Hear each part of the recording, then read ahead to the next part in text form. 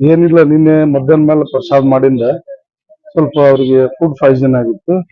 ಅದ ನಂತರ ಒಂದು ಡಾಕ್ಟರ್ಗೆ ಫೋನ್ ಮಾಡಿ ಕೇಳಿ ಸಲಹೆ ತಗೊಂಡು ಒಂದ್ 2 ಟ್ಯಾಬ್ಲೆಟ್ ತಗೊಂಡು ಮಾತ್ರೆ ತಗೊಂಡು ಇದ್ರು. ನೈಟ್ ಎಲ್ಲ ಆರಾಮಿದ್ರು. ಬೆಳಗ್ಗೆ ಎದ್ದು ಸ್ವಲ್ಪ ಬೆವರು ಬರೋದು, ಮತ್ತೆ ಒಂದ್ ರೀತಿ ತಲೆನೋವು ಹೆಚ್ಚಿಗೆ ಆಗೋದ್ರಿಂದ ಒಂದ್ ಸ್ವಲ್ಪ ಉಲ್ಟಿ ಆಗಿತ್ತು ಅವ್ರಿಗೆ. ವಾಂತಿ ಆಗಿತ್ತು. ವಾಂತಿ ಆದ ತಕ್ಷಣ ಮತ್ತೆ ಎಲ್ಲ ಹಿರಿಯರು ಏನಂದ್ರು, ಇಲ್ಲ ಹಾಸ್ಪಿಟ್ಲ್ಗೆ ಹೋಗಿ ಬರ್ಬಿದ್ದು ಏನು, ಯಾಕಂದ್ರೆ ಒಂದ್ಸತಿ ಹಾಸ್ಪಿಟ್ಲ್ಗೆ ಹೋಗಿ ಬಂದ್ರೆ ಚೆನ್ನಾಗಿರುತ್ತೆ ಅಂತ ಹೇಳಿ ಬಾಗಲಕೋಟೆ ಹಾಸ್ಪಿಟ್ಲಿಗೆ ಬಂದಿದ್ದಾರೆ. ಸ್ವಲ್ಪ ಎದಿನೋವು ಆಗಿದೆ.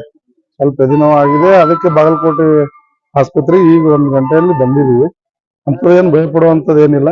ಜಯಮೃತ್ಯುಂಜಯ ಅಪ್ಪಾಜಿ ಅವರು ಆರಾಮಾಗಿದ್ದಾರೆ. ಭಕ್ತರು ಯಾರು ಅಂತ ಭಯಪಡುವಂತದಿಲ್ಲ. ಅವರು ಸ್ವಲ್ಪ ಏರ್ಪೇರ್ ಆದ ಸಲುವಾಗಿ ಹಾಸ್ಪಿಟ್ಲಿಗೆ ಅಂತ ಬಂದಿದೀವಿ. ಬೀಗ ಹಾಕಿದ ನಂತರ ಬಹಳ ನೊಂದ್ಕೊಂಡಿದ್ರು ಕಾಣುತ್ತೆ. ಬಹಳ ನೋವಿನಲ್ಲಿ ಇದ್ರು ಅಂತ ಸ್ವಲ್ಪ ನಂಬ್ಕೊಂಡ್ರು ಅವರು.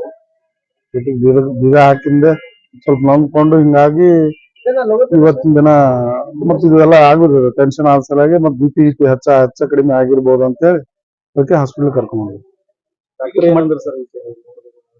ಇನ್ನ ಚೆಕಪ್ ನಡೆದಿದೆ, ಒಳಗೆ ನಡೆದಿದೆ. ಇನ್ನ ಡಾಕ್ಟರ್ ರಿಪೋರ್ಟ್ ಏನು ಬಂದಿಲ್ಲ. ಬಂದ ತಕ್ಷಣ ಗುರುಗಳೇ ಮಾತಾಡ್ತಾರೆ. ಸಂಗಮ ಗುರುಮಠದಿಂದನೇ ಇಲ್ಲಿಗೆ ಬಂದ್ರ? ಡೈರೆಕ್ಟ್ ಸಂಗಮ ಗುರುಮಠದಿಂದ ಇಲ್ಲಿ ಬಂದ್ರು. ಏನಿಲ್ಲ, ಎಲ್ಲ ಅಲ್ಲೇ ಬಂದ್ ನಿಂತಾವ. ಏನಿಲ್ಲ, ಅಲ್ಲೆಲ್ಲ CCTV ಫುಟೇಜ್ ಎಲ್ಲ ಇದೆ. ಯಾವಾಗಿನಿಂದ ಯಾರು ಬಂದಾದ್ರು ಏನಾದ್ರು ಒಂದು ರಿಜಿಸ್ಟರ್ ಇಟ್ಟಿದ್ದಾರೆ. ಏನು ಸಮಸ್ಯೆ ಇಲ್ಲ. ಇಲ್ಲಿಗೇನು ಸಾಮಾನು ಪೀಠದ ಸಾಮಾನುಗಳು ಶಿಫ್ಟ್ ಮಾಡುವಂತ ಏನು ಪೀಠದ ಸಾಮಾನು ಶಿಫ್ಟ್ ಮಾಡಿಲ್ಲ, ಏನು ಮಾಡಿಲ್ಲ. ಪ್ರತಿಯೊಂದು ಮೂಲೆಗೆ 5 ಕಡೆ ಕ್ಯಾಮ್ರಾ ಇಟ್ಟಿದ್ದಾರೆ. 5 ಕಡೆ ಎಲ್ಲ ಚೆಕ್ ಮಾಡ್ಬೋದು, ಏನು ಪ್ರಶ್ನೆ ಇಲ್ಲ. ಮೊನ್ನೆ ನಿಮ್ಮೆಲ್ಲೂ ಕೇಸ್ ಆಗಿತ್ತು. ನೀವೊಬ್ಬ ಪಂಡಿತ ಸಾಲಿನ ಸಮಾಜದ ಜಿಲ್ಲಾಧ್ಯಕ್ಷರು ನಮ್ಮಂತವ್ರ ಮೇಲೆ ಈಗ ಯಾರೋ ಬಂದು ಅಪರಿಚಿತ ಬಂದು ಒಳ ನುಗ್ಗಿ ಅಂತ ಹೇಳ್ಕೊಂಡು FIR ಆಗಿದೆ. ಸಿಕ್ಕಿದೆ, ಏನಾಗ್ತದೆ? ಆಕ್ಚುಲಿ 13ನೇ ತಾರೀಕು ಬಿಜಾಪುರದಲ್ಲಿ ನಡೀತಕ್ಕಂಥ ಸಿದ್ದೇಶ್ವರ ಭವನದಲ್ಲಿ ವಕೀಲ್ ಪರಿಷತ್ ಒಂದು ಸಭೆ ಇತ್ತು, ರಾಜ್ಯ ಮಟ್ಟದ ಸಭೆ. ಆ ಸಭೆಯಲ್ಲಿ ಕೂಡ ನಾವು ಹೋಗಿದ್ವಿ ಪರಮ ಪೂಜಾರಿ ಭೇಟಿ ಆಗ್ಲಿಕ್ಕೆ. ಆದಾಗ ನಮಗ್ ಚಾವಿ ಹಾಕ್ಯಾರ ಅಂತ ಸುದ್ದಿ ಬಂತು. ಕಾರ್ಯಕ್ರಮದಲ್ಲಿ ನ್ಯೂಸ್ ಮಾಡೋದು ಬ್ಯಾಡ, ಬುದ್ಧಿ ಹೇಳೋದು ಬೇಡ, ಅಲ್ಲಿ ಹೋದ್ಮೇಲೆ ಸ್ಥಾನಕ್ಕೆ ಏನಾಗ್ತದ ಅಂತ ಅಂದೆ. ನಾನ್ಮೇಲೆ ಏನೋ ಹೇಳ್ಬೇಡ ಅಂತಂದಿ. ಮತ್ ಈಗ ಚಾವಿ ಹಾಕ್ಯಾರ ಹೆಂಗಂದ ನಾ ಸಾಹೇಬ್ರಿಗೆ ಹುಣಗುಂದ ಶಾಸಕ ಡಾಕ್ಟರ್ ವಿಜಯನಂದ ಕಾಶಿಂ ಸಾಹೇಬ್ರಿಗೆ ಭೇಟಿಯಾಗಿ ಮನೆಗೆ ಹೋಗಿ ಭೇಟಿಯಾಗಿ ಅವ್ರ ಹಾಕ್ಯಾರೋ ಮತ್ ಬೇರೆ ಯಾರು ಹಾಕ್ಯಾರೋ ಕೇಳ್ತೀನಿ ಬುದ್ಧಿ, ಕೇಳಿ ಏನದ ನೀವು ಫೋನ್ ಮಾಡ್ತೀನಿ ಅಂತೇಳಿ ನಾನು ಬಿಜಾಪುರಿಂದ ಅಲ್ಲೆಲ್ಲ ಹಿರಿಯರು ಇಲ್ಲ ಹೋರಿ ಅಂತ ನಾ ಸಾಹೇಬ್ರ ಮನೆಗೆ ಹೋದೆ. ಗೆಸ್ಟ್ ಹೌಸ್ ಕಾಶ್ಯಪ್ ಸಾಹೇಬ್ರ ಮನೆಗೆ ಹೋದೆ. ಹೋಗೋದಕ್ಕೆ ಅವ್ರು ಟಯರ್ಡ್, ಹಳ್ಳಿಯಲ್ಲಿ ತಿರುಗಾಡಿ ಬಂದು ಟಯರ್ಡ್ ಆಗ್ಯಾರ, ಮಲಗ್ಯಾರ ಅಂತಂದ್ರು. ಮಲಗ ಮೇಲೆ ಅವ್ರ PA ಅಂಬರೀಶ್ ನಾಗೂರ್ ಅಂತ ಇದಾನ. ಅಂಬರೀಶ್ ನಾಗೂರ್ ಮತ್ತು ಚಾವಿ ಹಾಕಿದ ಚಿತ್ತರಿಗಿ ಅಂತ ಹೇಳಿದಾನ, ಚಂದ್ರಶೇಖರ್ ಚಿತ್ತರಿಗಿ.